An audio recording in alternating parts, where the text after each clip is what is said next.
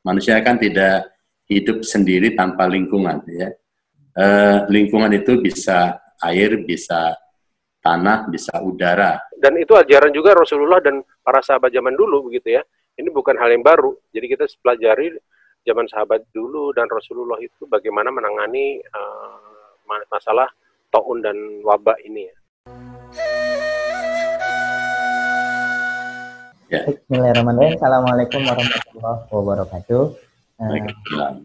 Teman-teman, sahabat pegiat Eko Masjid dan para subscriber YouTube Eko Masjid dan juga rekan-rekan lain yang sudah hadir dalam diskusi pagi ini. Alhamdulillah narasumber kita ini sudah datang, yaitu Dr. Imron Agus Nur Ali dari Kementerian Kesehatan. Gimana Dok kabarnya hari ini, Dok? Alhamdulillah sehat ya, Mas Rido. Iya, Mas Eka.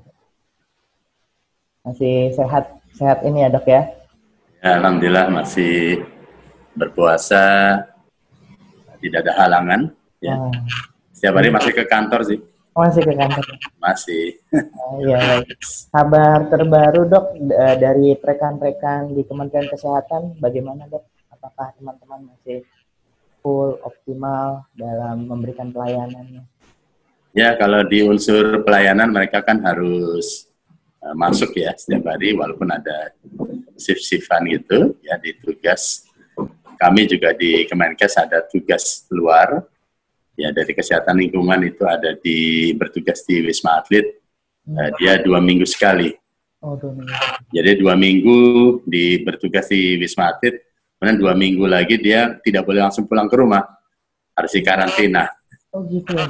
Ya, karena supaya aman di rumah ya, jadi di karantina di satu hotel selama 2 minggu, tapi tetap bekerja work from home ya. Tapi hanya ini hotel, WFH-nya ini hotel ya. Baik.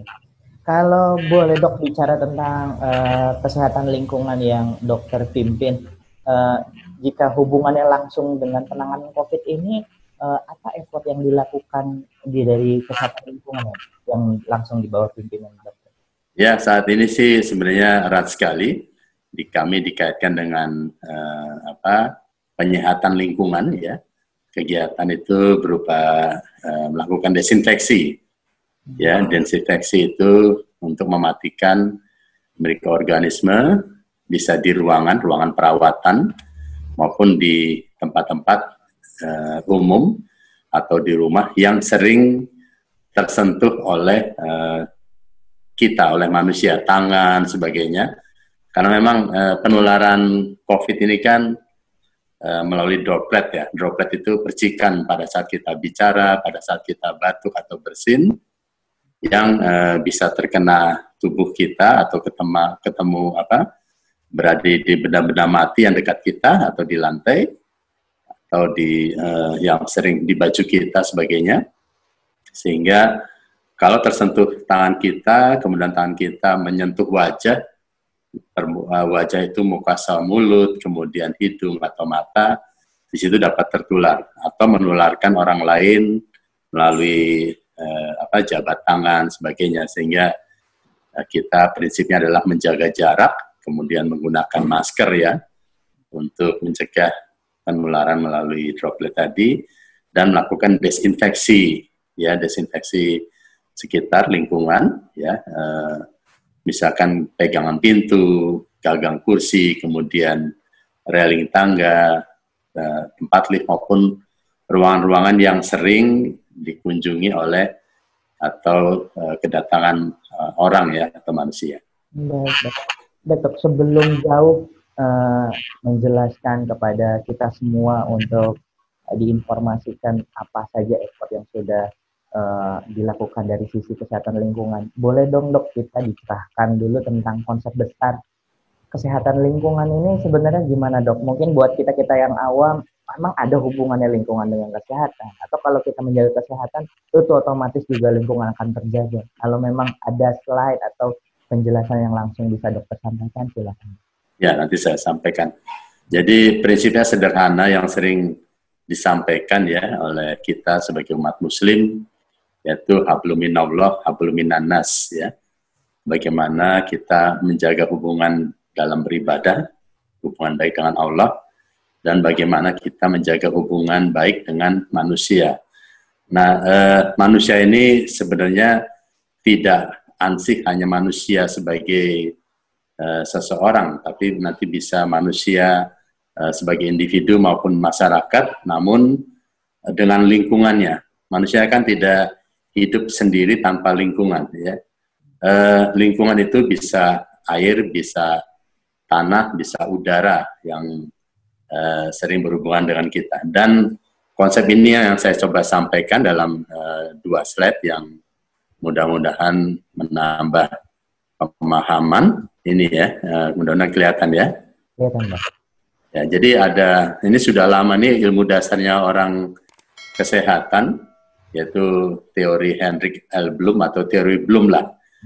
Jadi status kesehatan kita atau derajat kesehatan kita, baik individu, keluarga maupun juga suatu bangsa, itu dipengaruhi oleh 4 hal. Ya, 4 hal, mulai dari faktor keturunan, faktor penyakit genetik, kemudian oleh faktor pelayanan kesehatan. Nah, faktor keturunan ini kontribusinya hanya 5%. Ya, makin sekarang mungkin dengan perbaikan pelayanan kesehatan sebagainya makin kecil.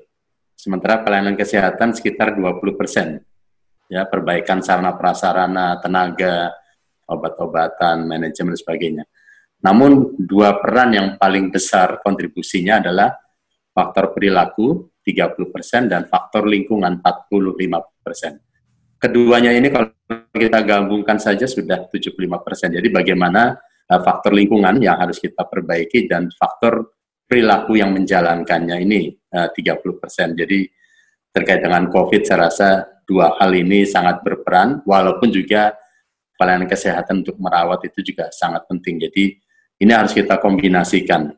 Dan inilah yang tadi yang saya sampaikan, hasil riset kesehatan dasar tahun 2013. Sebenarnya orang yang sakit itu hanya 30%. Ya, kalau bisa saya pecah, sementara yang sehat itu 70%.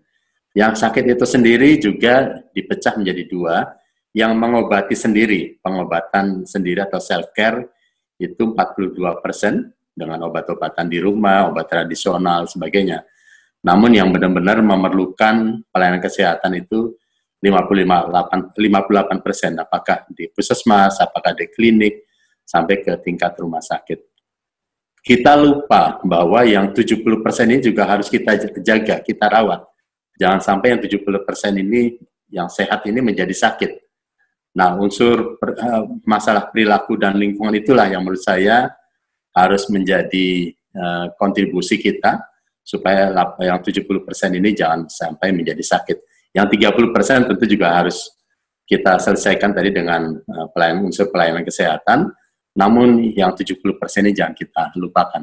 Saya rasa 2 hal ini yang menurut saya menjadi sisi yang paling mendasar dalam kita mengimplementasikan Hablum Minannas tadi. Saya rasa itu, Mas Dido. Terima kasih. Baik, Dok. Terima kasih, Dok. Penjelasannya tadi. Ada hal yang menarik, Dok, tadi bahwa fokus di kesehatan lingkungan itu rupanya lebih berfokus kepada orang-orang yang sehatnya dan mencoba mengintervensi bagaimana perilaku mereka lama-lama berubah. Nah, melihat fenomena sekarang, Dok, kita sudah hampir sudah menembus angka 9.000 yang positif. Iya, positif ya. Dan tentunya yang belum terkena ini bisa ada 2 kemungkinan, memang karena belum teridentifikasi ataupun memang sehat. Dari pandangan dan perspektif dokter dengan fenomena yang ada saat ini, dengan tipologi masyarakat Indonesia, apakah memang dengan lebih banyaknya yang sehat ini itu sudah menunjukkan bahwa perilaku mereka memang sudah benar, atau mungkin ada indikasi lain dalam konteks COVID ini sebenarnya memang mereka belum teridentifikasi secara baik? Ya, jadi dengan makin meluasnya ya penyebaran, walaupun pemeriksaan tes itu ada yang rapid test ya, kalau ada kecurigaan dia ada kontak dengan yang sudah positif, kemudian ada yang lebih dalam lagi dengan yang PCR ya. PCR itu untuk mengkonfirmasi dia benar-benar positif atau tidak. Namun yang lebih penting lagi adalah masyarakat kita yang tanpa gejala. Tanpa gejala yang kita khawatirkan juga dia membawa virus. Jadi ada karena faktor daya tahan tubuh, imunitas, kemudian dia bisa kemana-mana ya, bisa kemana-mana karena merasa sehat. Nah inilah yang membahayakan bagi orang-orang yang terutama yang punya istilahnya komorbid. Komorbid itu faktor penyakit penyerta ya, usia lanjut, kemudian hipertensi yang sekarang juga disampaikan, ini faktor-faktor yang menjadi faktor risiko. Orang-orang yang punya risiko tinggi atau punya asma atau punya penyakit paru, menahun sebagainya. Sementara yang sehat tadi berkeliaran di mana-mana pada kondisi saat ini. Sehingga sekarang ya sudahlah, sekarang kita harus batasi. Orang sebaiknya tinggal di rumah. Ya, stay at home atau work from home itu tinggal di rumah.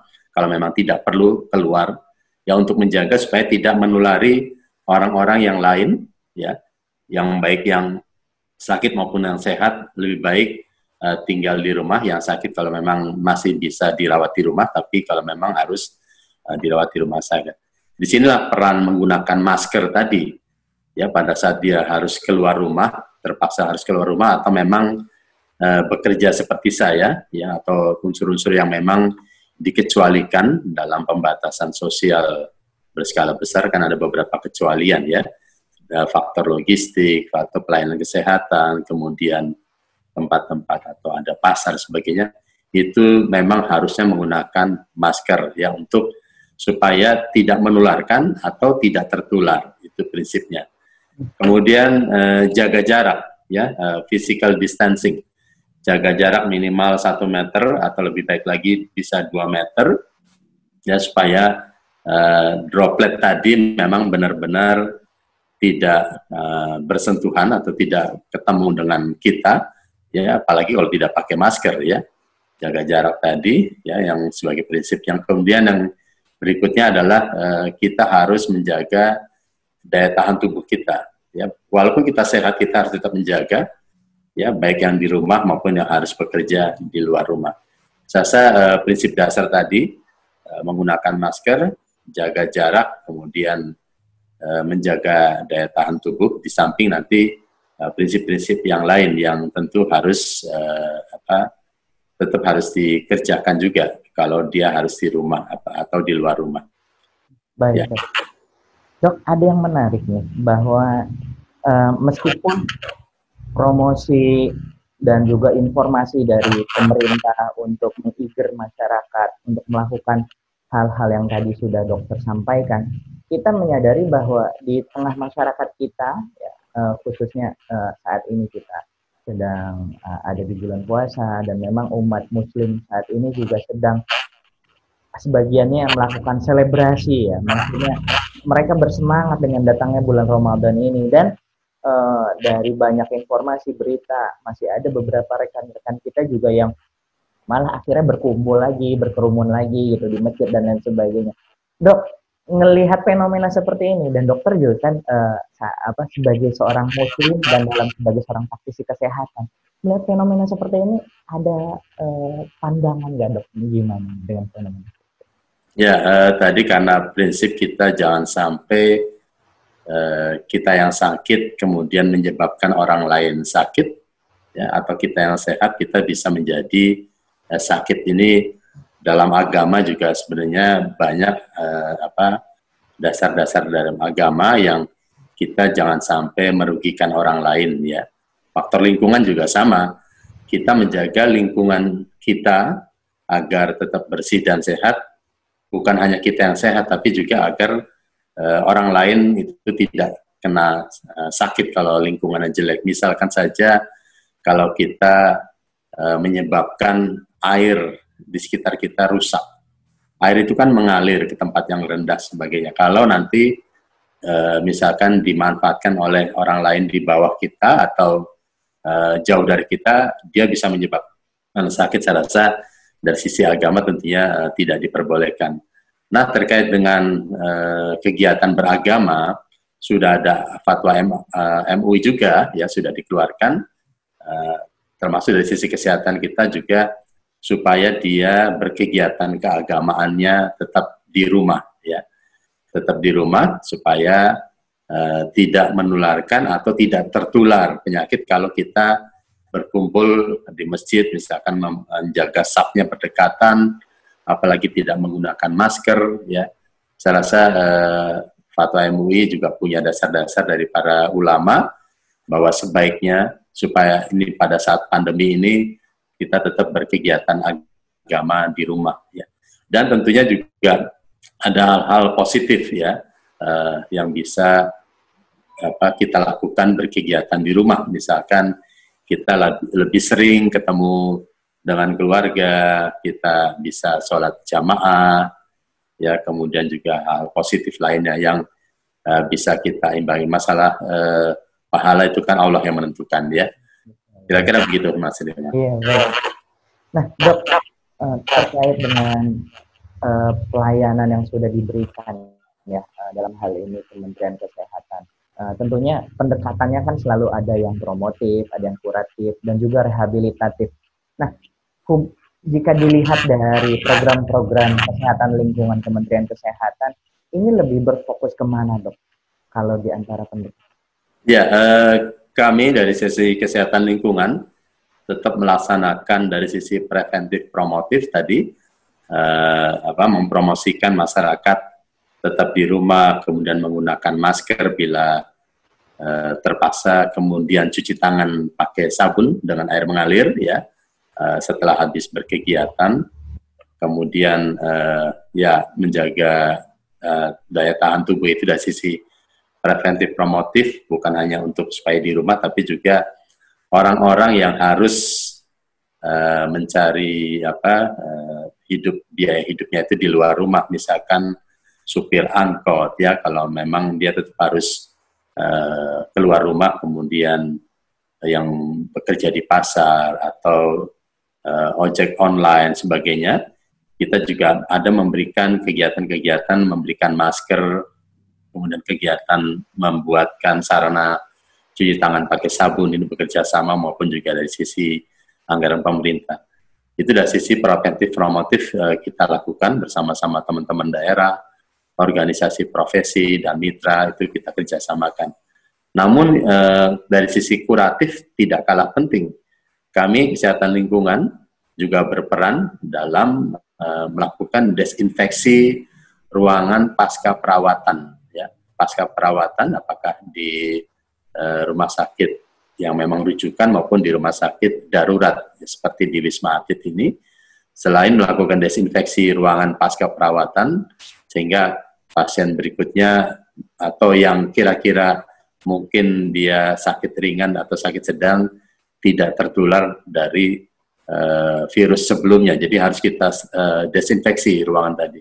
Di samping juga untuk rumah sakit kita juga membantu dari sisi pengelolaan limbah medis, ya, limbah medis yang dihasilkan dari perawatan, masker yang tentunya mengandung virus infeksius, kemudian APD, alat pelindung diri yang digunakan oleh tenaga-tenaga medis, ya, karena berhubungan dengan pasien yang positif, itu kami anggap sebagai limbah infeksius. Itu pun harus dilakukan pengolahan limbah medis, ya. Ini ada sisi sendiri dalam pengolahan limbah medis tadi, supaya tidak keluar ke masyarakat masih infeksius. Jadi harus kita amankan, ya, nanti residunya nanti bersama-sama dinas lingkungan hidup atau dinas kebersihan atau juga dengan pihak ketiga. Jadi ini yang kami anggap sebagai sisi kuratif, ya. Dan ya mudah-mudahan pandemi ini cepat berlalu. Kita juga harus memikirkan bagaimana nanti pasca pandemi, ya, dari sisi kesehatan lingkungan, jangan sampai limbah-limbah tadi, cuci tangan pakai sabun kan ada limbahnya sabun, ya. Kemudian ada dengan air mengalir. Ini pun prinsipnya jangan sampai kita boros air, ya. Boros air waktu cuci tangan pakai sabun, kemudian sabunnya juga tidak menjadi limbah yang membebani lingkungan. Ini pun prinsip-prinsip ini harus kita sampaikan ke masyarakat. Saya keempat hal, preventif, promotif, kuratif, dan rehabilitatif tadi pasca pandemi. Baik dok, menarik sekali tadi pembahasannya terkait dengan program-program yang dari sisi kesehatan sepertinya sudah cukup lengkap. Yang menarik kembali lagi ke teori Bloom yang tadi dok, bahwa ada hubungan erat dan memang persentase yang paling banyak itu ada di perilaku dan lingkungan. Terlepas dari banyak teori dan versi, sampai saat ini WHO masih menyatakan bahwa COVID ini berasal dari binatang, dok, dari kelelawar. Dan di riset terakhir, informasi terakhir juga bahwa COVID ini bisa bertahan di tempat-tempat benda-benda mati dan lain sebagainya ya dok. Nah, kalau kembali ke asal tadi penyakit COVID itu dari kelelawar dok, dan akhirnya malah bisa berpindah kepada manusia. Gimana jika hal ini dihubungkan dengan yang tadi dok, dengan hubungannya ada perilaku manusia dan juga ada unsur lingkungan di sini, karena ini kan lingkungan dari binatang ya dok. Ini gimana ceritanya kok bisa jadi kayak begitu? Ya, ini istilahnya kan sebagai penyakit zoonosis. Ya, penyakit zoonosis itu penyakit yang ada di binatang, kemudian ditularkan ke manusia. Awalnya begitu ya, waktu kejadian di Wuhan awalnya, kemudian sekarang sudah menjadi penyakit antar manusia. Tentunya perilaku kita terhadap binatang pun juga harus harus kita sesuaikan ya, supaya lingkungan di binatang tadi tidak kotor. Kemudian kita memelihara binatang atau binatang, ya ini binatang-binatang yang kita tidak tahu memang seharusnya tidak menjadi konsumsi manusia ya. Ini juga ya kalau di kita di Islam kan ada binatang-binatang yang diharamkan untuk dikonsumsi. Itu pertama. Kemudian lingkungan kita sendiri, lingkungan kita jangan sampai tercemar oleh binatang-binatang tadi ya. Di sinilah terjadinya perpindahan penyakit dari binatang ke manusia atau zoonosis tadi. Nah, sekarang yang harus kita jaga adalah selanjutnya bukan hanya lingkungan kita terhadap binatang tadi, tapi juga lingkungan besarnya, misalkan pasar.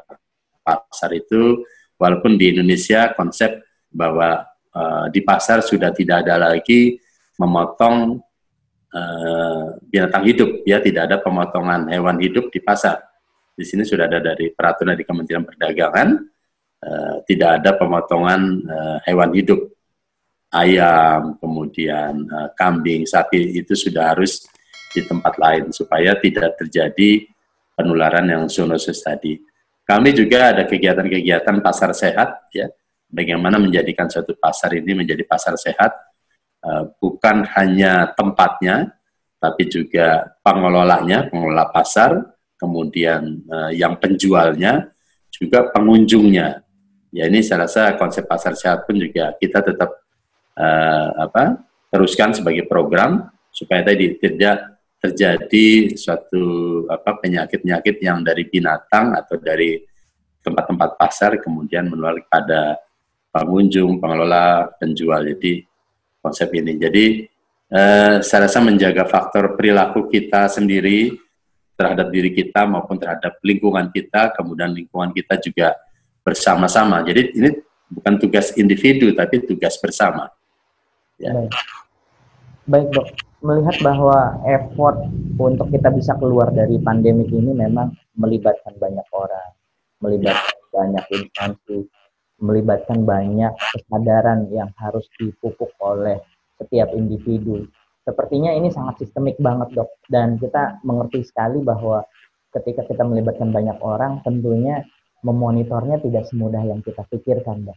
Bagaimana sampai saat ini dokter dan tim memonitor capaian-capaian program-program tadi dalam rangka bisa akhirnya melihat step kita sudah sampai saat ini, kita sudah keberhasilan kita seperti ini, keberhasilan kita untuk program ini seperti ini. Mungkin bisa dijelaskan.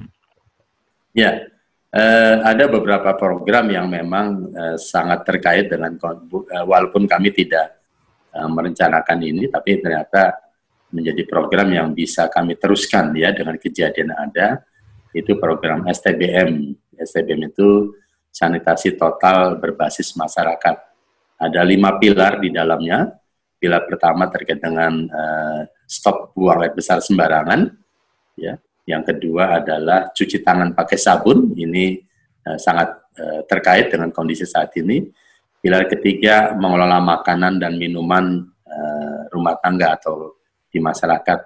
Ini juga banyak terkait dengan tadi dari pasar sebagainya. Pilar keempat, mengelola sampah, ya, sampah berbasis rumah tangga atau masyarakat.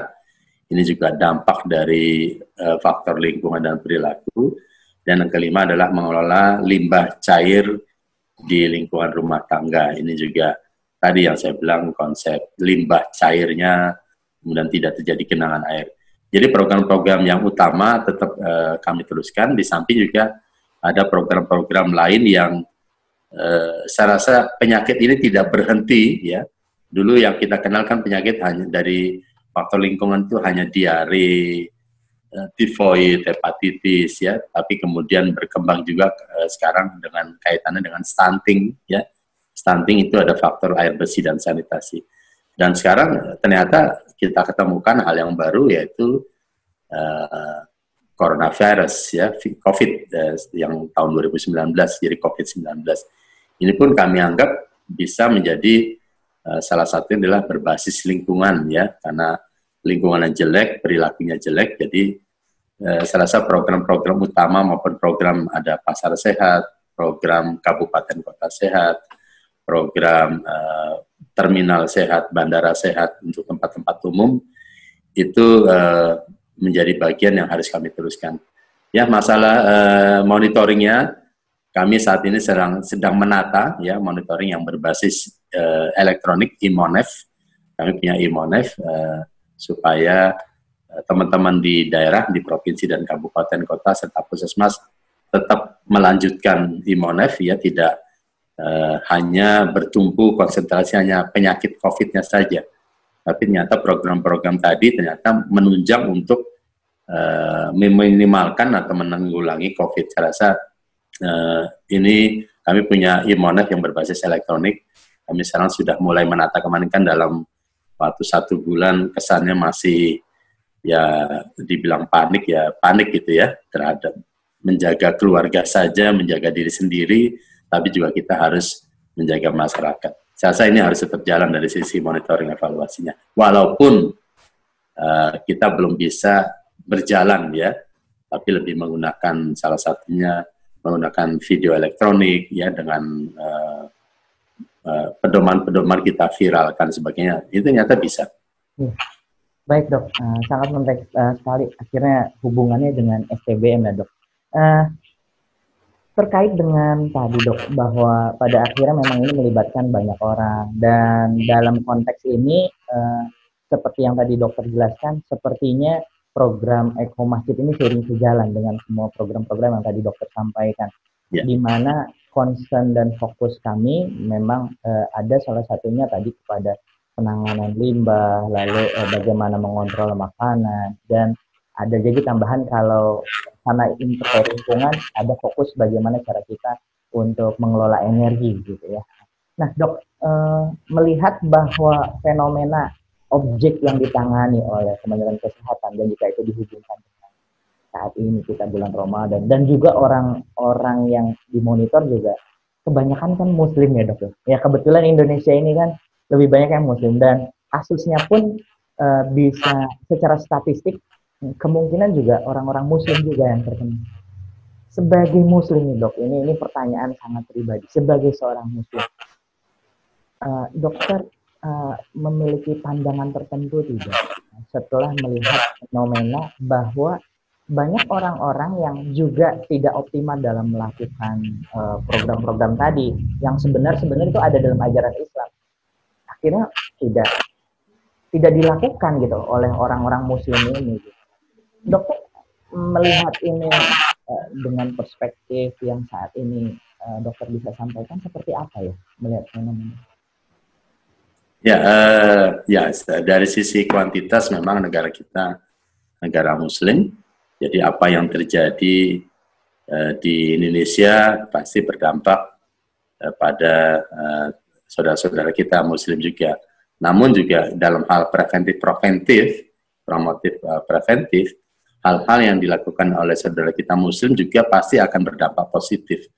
Ya, jadi saya rasa apalagi dikaitkan dengan staying at home, ya, menjaga jarak, dikaitkan dengan kegiatan berkeagamaan, ya, apalagi kita memasuki bulan Ramadan yang sebelumnya kan pasti kita banyak berkumpul ya dalam sholat jamaah di masjid, itikaf sebagainya. Kemudian nanti waktu Idul Fitri kita lebih banyak berkumpul.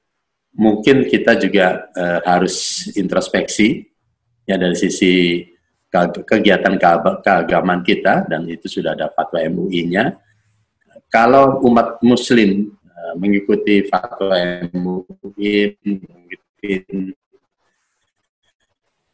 saran pemerintah dari sisi pembatasan sosial berskala besar, saya rasa dampak besarnya terhadap pandemi ini juga saya rasa sangat berdampak sekali ya kalau umat Muslim juga berperan ya. Jadi dari sisi jumlah kita juga berperan, dari sisi kegiatan keagamaan juga saya rasa banyak kegiatan ya keagamaan di Indonesia yang banyak ya kita karena silaturahmi ya. Saya rasa ini hal-hal yang dikerjakan umat Muslim saat ini pada saat bulan Ramadan dan nanti pada saat Idul Fitri, belum lagi juga faktor sosial budaya, mudik ya.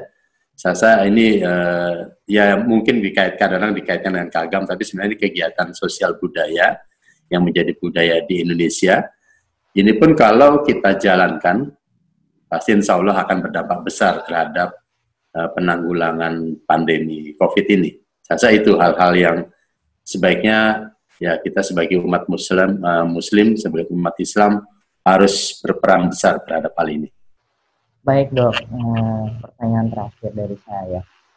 Kalau tadi sudah ada hubungannya dengan praktik berkeagamaan, dokter punya ekspektasi tidak, harapan pribadi kepada para pemangku keagamaan ya, atau dalam hal ini kita sering mengatakannya para alim ulama, para ustadz, para mubalik gitu. Kira-kira peran optimal apa yang mereka bisa lakukan dalam hal penanganan COVID ini, dan kira-kira rekomendasi apa dari pemerintah dalam hal ini Kementerian Kesehatan kepada para pemangku keagamaan itu untuk bisa ikut membantu dan mensinergikan program-program yang sudah ada di pemerintah. Ya, saya rasa dari sisi ada fatwa MUI, kemudian juga dari masing-masing organisasi keagamaan besar di Indonesia, ya sudah banyak ketentuan bahwa kita berkegiatan keagamaan sebaiknya di rumah, kemudian menjaga jarak sebagainya. Namun memang kalau di media televisi masih banyak ya contoh-contoh kegiatan berkeagamaan yang masih berlangsung di luar rumah tanpa masker ya. Jadi mudah-mudahan dari para alim ulama dari sisi manapun masih harus sering menyampaikan tausiahnya, disampaikan juga pada saat tausiah pada saat bulan Ramadan, siapapun dimanapun, dan terkait juga dengan mudik sudah ada larangan dari pemerintah. Ini harapannya memang harus berdampak positif ya. Ini juga harus menjadi contoh ya, menjadi contoh tidak hanya disampaikan dalam tausiah, juga menjadi contoh para alim ulama juga tidak mudik. Saya rasa ini hal yang positif, kemudian disampaikan dalam berbagai forum pada saat bulan Ramadan, dan peran alim ulama juga dengan peran umaro yang mulai dari RT, RW, ada kalau bahasa saya social enforcement. Mungkin kita masalah law enforcement atau penegakan hukum kadang-kadang masih banyak kendala. Tapi yang lebih berperan adalah social enforcement dari sisi keagamaan, dari sisi silaturahmi, fungsi sosial ini yang mungkin harus bisa lebih sering disampaikan oleh para alim ulama. Saya rasa hal ini yang harus bisa berdampak positif. Baik dok, terima kasih atas penjelasannya. Ini yang menarik rupanya dari semua penjelasan yang ada, seperti yang tadi saya sudah sampaikan, ini kita sangat seiring sejalan apapun yang sudah tadi disampaikan oleh pemerintah dengan program yang sudah diinisiasi oleh MUI dan Dewan Masjid Indonesia, itu program Eko Masjid dan Eko Ramadan. Di samping kita ini sebenarnya yang hadir di sini ada inisiatornya nih dok, Dr. Hayu Prabowo. Dr. Hayu. Izin Pak Rahmat. Iya, silakan Pak. Boleh saya untuk mengundurkan diri karena harus ke kantor. Oh, sedang ada ke kantor. Baik. Baik dokter. Saya monitor melalui handphone di jalan. Baik. Dok, terima kasih atas penjelasannya. Ya, baik. Assalamualaikum. Waalaikumsalam warahmatullahi wabarakatuh. Ya, Dokter Hayu, kita juga melihat bahwa penjelasan beliau sangat seiring sejalan dengan apa yang sudah dilakukan dan yang sudah diinisiasi oleh MUI dan DMI dalam program Eko Masjidnya. Boleh dok sedikit juga mencerahkan kita nih yang hadir bahwa sebenarnya seperti apa sih effort yang sudah dilakukan oleh Eko Masjid dan Eko Ramadan ini, programnya Eko Ramadan dalam ikut berkontribusi dengan pemerintah dalam hal penanganan COVID ini. Terima kasih. Assalamualaikum warahmatullahi wabarakatuh. Jadi sementara ini kami masih dalam, jadi ada dua nih COVID ini yang menyerang, tidak hanya fisik tapi juga psikis gitu ya. Nah kalau tadi Pak Imron lebih menerangkan bagaimana secara fisik gitu ya, secara fisik penanganan COVID. Nah kita para ulama ini secara psikis gitu, karena juga COVID ini menyerang secara psikis dalam arti kata bahwa meskipun orang itu tidak terkena virusnya, tapi berdampak psikis, baik itu misalnya kehilangan pekerjaan, hidup di rumah terus. Jadi secara ekonomi sosial itu masyarakat ini terkena dampaknya gitu. Work from home itu sebagian juga malah bikin stres, mungkin dalam keluarganya tadinya jarang ketemu, sekarang sering ketemu, ada yang makin baik, ada yang makin masalah begitu mungkin. Nah kita disitulah peran kita lebih menangani masalah-masalah psikis, itu yang pertama. Yang kedua yang kita tangani juga mengenai masalah-masalah kedepannya bagaimana ke depan ini kita bisa lebih jadi tidak hanya jangka pendek gitu, tapi bagaimana ke depan ini bisa dicegah gitu, karena tadi itu seperti terangan Pak Imran bahwa atau kita ketahui semua bahwa ini karena zoonosis ya, ada faktor itu adalah binatang pembawa penyakitnya gitu. Nah ini juga menjadi penanganan kita karena tadi seperti disampaikan bahwa ini masalah lingkungan dan perilaku ya. Lingkungan dan perilaku ini adalah masalah penanganan kita. Jadi di Eko Masjid ataupun Eko Ramadan yang kita tangani dua, di masalah lingkungan dan perilaku. Jadi sangat membantu dalam konteks itu ya, konteks psikis maupun konteks jangka panjang dalam masalah lingkungan dan perilaku tadi itu. Baik dok, yang menarik dari tadi peran ulama, kita menyadari bahwa di Indonesia nih meskipun fatwa MUI-nya sudah keluar dan yang mengeluarkan ini kan fatwa dari ulama-ulama dok, tapi ada juga gitu sebagian dari sahabat-sahabat kita, bagian dari umat Islam juga yang juga masuk dalam kategori alim, ulama, ustadz, dan lain sebagainya yang malah merekomendasikan sebaliknya. Gimana dok melihat fenomena ini sebagai satu bagian yang tak terpisahkan dari umat Islam dan kita harus sikapi juga gitu. Apa yang dokter rekomendasikan kepada kita? Iya, jadi para ulama kita itu memang ada terpecah begitu ya, tapi sebenarnya bukan terpecah, ini masalah terkait. Karena masalah ini masalah ada perasaan, ada masalah ilmu ya. Jadi ada sebagian itu memperbesar perasaannya gitu ya. Nah mungkin perlulah gitu dikaji mengenai ilmu-ilmu itu lebih dalam gitu. Kalau perasaannya nggak enak lah kita sholat Jumat, masa nggak sholat Jumat gitu, berapa kali sholat di rumah, kita biasanya Ramadan di masjid gitu. Tapi masalah ini kan ibadah bukan masalah perasaan gitu ya, masalah bahwa ini harus ada keilmuannya gitu. Nah keilmuan itu yang MUI dan para ulama-ulama sebagian ya yang besar gitu ya, bahwa ini merekomendasikan bahwa kita harus di rumah ya, kita ikutlah gitu ya, ikut pada ulama-ulama yang memang mumpuni dalam konteks bahwa ini kan sudah secara di detail didiskusikan ya, jadi bukan individu per individu gitu ya.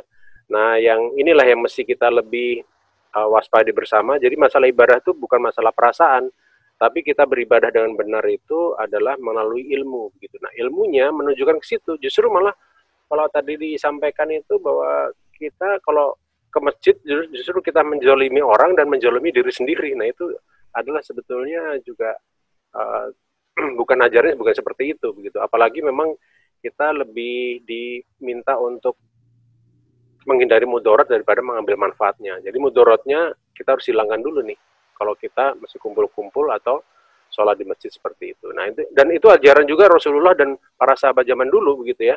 Ini bukan hal yang baru. Jadi kita pelajari zaman sahabat dulu dan Rasulullah itu bagaimana menangani masalah taun dan wabah ini ya, kalau dalam bahasa Arabnya begitu. Baik dok. Dok, terkait dengan tadi jaga lingkungan juga menjaga kesehatan. Program-program apa aja sih dok yang mungkin sudah sempat ditelurkan, sudah sempat diinisiasi oleh Eko Masjid, kalau boleh sedikit kita diinformasikan. Nah, jadi kita programnya itu sebetulnya kita ada 3 ya, ada 3 fokusnya. Tadi Pak Imran menyatakan STBM, sanitasi total berbasis masyarakat. Kami juga sudah lama kerjasama dengan Kementerian Kesehatan.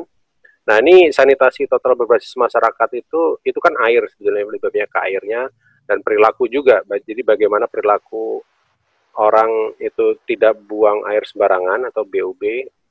Kemudian juga yang kedua bagaimana penggunaan air. Jadi kita ada program namanya simpan air, hemat air, dan jaga air. Apalagi dengan adanya COVID ini yang kita khawatirkan nanti pada musim kemarau, sebentar lagi musim kemarau, dan dan masyarakat yang selama ini sudah susah akses airnya dengan adanya COVID ini, maka mereka lebih punya risiko lebih tinggi gitu untuk cuci tangan, untuk menjaga kebersihan mereka, sanitasi mereka. Nah, ini adalah salah satu hal yang menjadi fokus kita. Nah, tadi itu simpan air, hemat air, jaga air, itu salah satu fokus kita. Yang kedua juga tidak hanya air, kita pangan juga nih. Dengan adanya COVID ini, itu indikasinya nanti akan terjadi kerentanan pangan gitu. Nah, kerentanan pangan ini juga menjadi salah satu fokus kita juga. Makanya dalam kampanye-kampanye kita, karena kita lebih banyak psikis ya, kampanye-kampanye kita lebih banyak menyoroti kedua hal itu. Bagaimana kita menjaga air gitu ya, nanti kesinambungan air tetap ada, orang bisa cuci tangan, orang bisa menjaga sanitasinya.